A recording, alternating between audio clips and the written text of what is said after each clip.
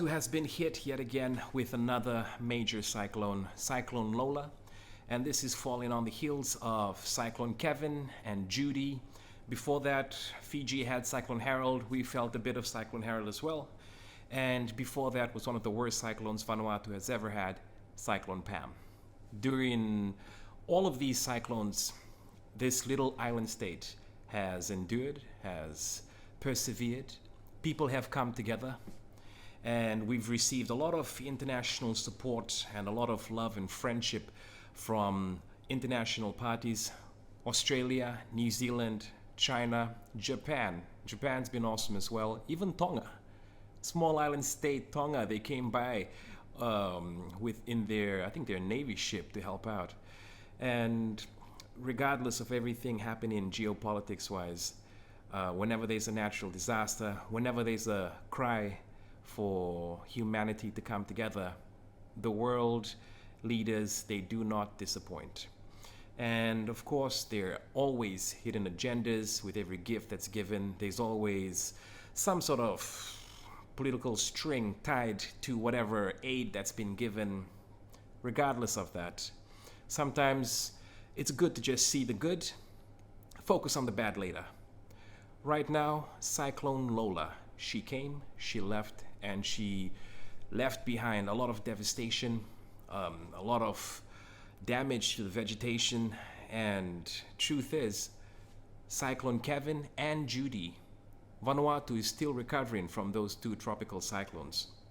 And the agricultural sector of a small island state like Vanuatu is really important to the country.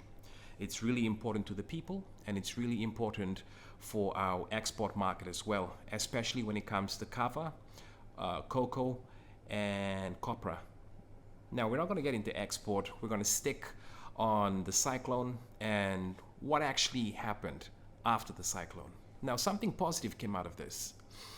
Charlot, the current Vanuatu Prime Minister, he made a statement which came out as an article. Now, majority of it looks like propaganda. It's not actually a news piece.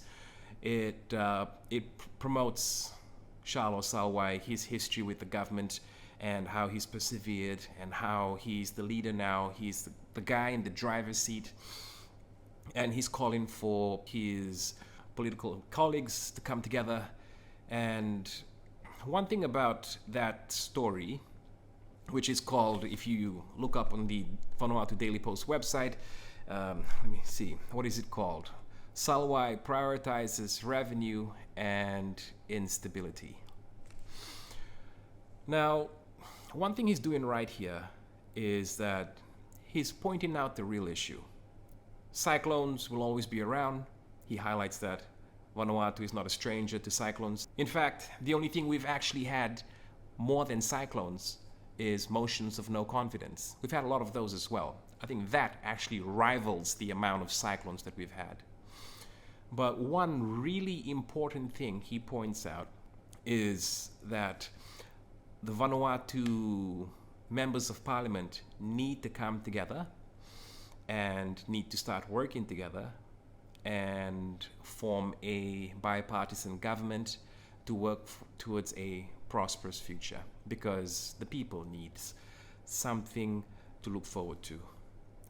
He also mentioned that with all these motions, non-stop motions of no confidence being deposited, it's a very bad reflection on Vanuatu's image on the international stage. Not many foreign investors want to come and invest when Vanuatu is busy dealing with motions and the country is going down the drain. So I think these are two very good areas that he highlighted. Obviously, Vanuatu is riddled with a lot of issues, from politics to corruption, scandals, misappropriation, the list goes on. But we're not going to focus on that right now. Let's try and look ahead, look at the positives. First of all, good job to Charlot Salwai for trying to get the members of parliament to come together. Everyone needs to drop their pride. I know we're all from different political affiliations. Everyone has their party. Everyone has their own interests and agendas. Everyone made promises during their campaign. Trust me, we've all heard the promises. So many promises. Yeah. But right now, we need to start looking at some solutions and some disaster recovery efforts. In terms of finances, the international community will always be there. As per the Kyoto Protocol and the Paris Agreement, money is available. I don't think that the issue is money. Money is not the issue. It's the people who receive that money. That's the issue.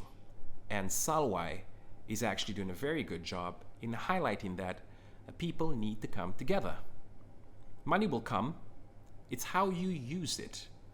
And if you use it in the worst possible way, the media will pick up on it. People will start looking. People will start posting, texting. This is the new media environment. Everyone has a cell phone. Everyone can access the internet. Everyone can post and shoot up different versions and variations of what kind of country that we live in. Now, obviously, we don't want to turn into a state where we control the narrative, but if the leaders are being honest and if the leaders are using money appropriately, the media will cover that and it'll send a very good image to the international community and throughout the South Pacific. Now, optics are very important. Optics can make or break a nation. As simple as it may seem, optics, they're key for foreign investment. They're key for a lot of visitors coming to Vanuatu, feeding the wheels of tourism that continue to turn. It all depends on these optics. I did a quick search on the internet, and usually I know we're always comparing Vanuatu to our Melanesian neighbor and brother, Fiji. We're always saying, what if Vanuatu was like Fiji? Or what if Vanuatu, in comparison to Fiji, what are we doing wrong? But something that needs to be said is that a lot of other people are not comparing Vanuatu to Fiji. In fact, they're comparing Vanuatu to Bali. Since Bali is a major tourism destination, some keywords that come up and some FAQs that are usually asked a lot, what's the difference between Vanuatu and Bali? The answer is obvious. We all know what's the difference between Vanuatu and Bali. Bali is a very popular hotspot in terms of tourism, so a lot of people go over to Bali, which makes it overcrowded. And it's not as laid back as Vanuatu. Vanuatu, there's a lot of space, there's a lot of opportunities to go and discover, and it's not as condensed as these other places. Now, one negative is that Vanuatu is very expensive in comparison to Bali. To the Vanuatu Tourism Office and Tourism Industry and the Ministry, I don't know how you're going to tackle that, but that's an issue, and that's something that needs to be highlighted and discussed at length. Once more, coming back to Salwai, good job, keep up the good work. I hope that the members of parliament and the different parties actually come together. You can drop the affiliation prides and have a unified bipartisan government for the sake of everyone who's been impacted by the cyclone, for the future cyclones ahead, and for the sake of this country. Finally, we'll discuss the citizenship program. A Chinese citizen in Fiji got nabbed by the cops, and they found out that he had a Vanuatu passport. Now, Fiji media is spreading this like a wildfire. It crossed over the pond to us here in Vanuatu, and a lot of people are saying, whoa, this is a massive story. First of all, take a step back, because the citizenship scandal is something that was already covered by The Guardian, and one Chinese citizen in relation to Grace Road in Fiji, that is not even the tip of the major iceberg that was highlighted in 2022. There were known criminals who were purchasing Vanuatu passports. Even Daily Post covered a few stories where there was I think there was an Indian cattle farmer Indian cattle thief. He steals cattle. Believe it or not, he had a green passport as well. So I don't know if this was being handled well. Ishmael made a few promises when he came in. The thing is, he didn't stay long enough for us to see the results of what he had promised. But over to Charlot Salwai. You have a lot on your table. You have a lot of issues that you're currently inheriting. And I really do hope that you manage them in bite-sized pieces and you're able to fix all of it, or maybe half of it, when your term is up. The country is grateful that there's no motion. Even though there's been whispers of a motion, there's no motion. Vanuatu is still recovering from Judy and Kevin. And now with Lola actually joining the party, it's a mess. It's a big mess. The agricultural sector has been battered and bruised. The government needs to look into that. A lot of people are struggling already as it is in terms of just basically surviving with or without a cyclone, with or without a motion. It's just a very hard lifestyle in Vanuatu. But these cyclones, obviously, they add no favors to it.